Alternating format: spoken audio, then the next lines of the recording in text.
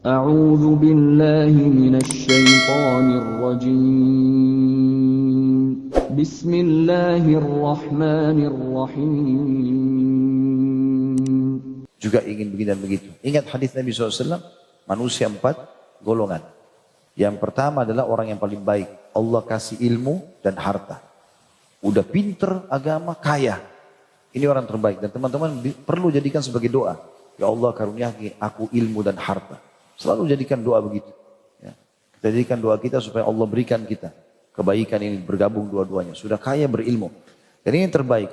Karena dia gunakan hartanya pada kebaikan. Gitu kan? Kata Nabi SAW, maka dia gunakan keduanya pada kebaikan. Lalu datang golongan yang kedua.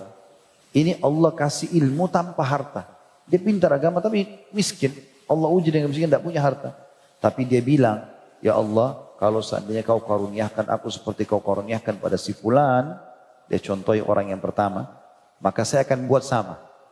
Kalau saya juga kaya, saya bangun masjid juga, saya akan pergi haji juga, saya akan hajikan orang, saya akan infak, saya akan begini dan begitu. Memang dia ikhlas karena Allah, maka kata Nabi, fahuma fi ajri sawa. Dua-duanya sama pahalanya. Padahal yang kedua ini nggak buat apa-apa. Hanya dengan niat tekadnya yang baik gitu kan.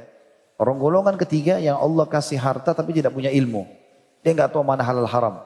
Kaya raya iya tapi sumbernya haram. Dari riba, dari manipulasi, dari segala macam. Gitu kan. Lalu dia habiskan dalam kemaksiatan nih. Dosa dia. Yang keempat yang paling buruk. Tidak dikasih harta, tidak dikasih ilmu. Udah miskin, bodoh. Gitu. Ini luar biasa berkumpul. Ya. Kemudian yang uniknya, dia bukan contohi orang kedua sama orang pertama, tapi dia contohi orang ketiga. Yang sibuk habiskan hartanya pada kemaksiatan, diskotik, bar, karaoke, segala macam. Dibangun banyak-banyak sama dia gitu kan. Maka yang keempat ini bilang, dia lihat orang ketiga. Coba saya punya kesempatan seperti dia, saya akan buat yang sama. Maksudnya juga bangun diskotik segala macam. Kata Nabi, fahuma fi wazri sawa. Dua-duanya ini dosanya sama. Udah miskin, udah susah, tidur di pinggir got, ya, di pinggir sungai, tapi yang dia lihat orang kayanya yang maksiat. Lalu dapat dosa yang sama orang itu, gitu kan. Juga dalam hadis Nabi SAW yang masyhur, man hamma bihasanin falam ya'malha, kutiba lahu hasanatun kamilah. Siapa yang baru niat mau mengerjakan kebaikan, Allah catatkan baginya pahala lengkap perbuatan itu. Fa in amilaha kutiba lahu asyru adhaafiha. Kalau dia kerjakan dicatatkan baginya 10 kali lipat. Ila sab'ami'a dhifin, bahkan kepada 700 kali lipat tergantung keikhlasannya. Jadi di sini karunia Allah yang luar biasa yang Allah berikan. Maka diniatkan. Teman-teman kalau lihat kerabatnya pergi haji, jangan cuma lewat. Betul-betul niat dalam hati. Kalau seandainya saya Allah kasih kelebihan begitu, saya juga mau buat. Maka kita dapat pahala haji. Ruginya apa dengan niat? Sampai sebagian salaf mengatakan, aku berharap punya niat di semua amal soleh. Walaupun aku tidak sempat melakukannya. Juga dalam hadis yang lain dari Abu Musa radhiyallahu anhu beliau berkata, Rasulullah SAW bersabda, "Idza maridal 'abdu aw safara kutiba lahu mithlu ma kana ya'malu muqiman sahiha." Apabila seorang hamba terkena sakit atau dalam safar, bepergian, maka dituliskan baginya pahala seperti yang ia kerjakan di waktu mukim, tidak musafir dan lagi sehat. Hadis ini riwayat Bukhari, jilid 6 halaman 136, nomor hadisnya 2996.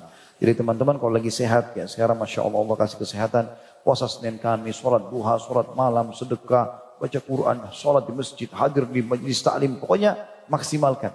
Nanti dia sakit, stroke, sakit, gila, hilang akal, apa saja, tetap pahalanya berjalan. Walaupun dia tidak bisa kerjakan. Karena di sini dikatakan, apabila seorang hamba tertempa sakit, stroke, lumpuh, ya apa saja, atau hilang akal, atau bepergian, safar, karena kan dia pasti jamak qasar, mungkin dia kehilangan sholat qabliyah, sholat ba'diyah, gitu kan? Mungkin dia tidak bisa puasa dan seterusnya, maka dituliskan baginya pahala seperti yang ia kerjakan di waktu mukim dan sehat.